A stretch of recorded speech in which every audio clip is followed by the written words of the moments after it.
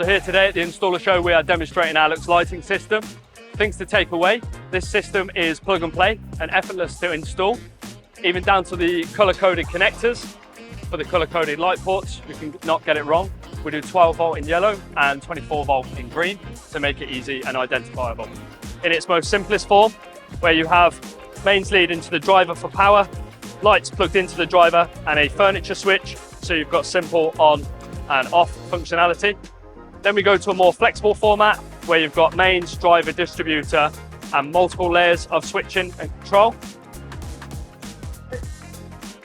And then we go up to smart control, where you can have furniture switches to control individual lights, or app or furniture switches like so.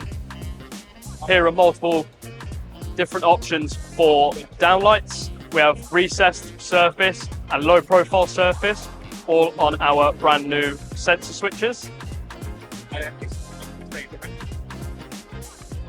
We have ribbon in profile, recessed and surface mount, including our new design-led wind light profiles.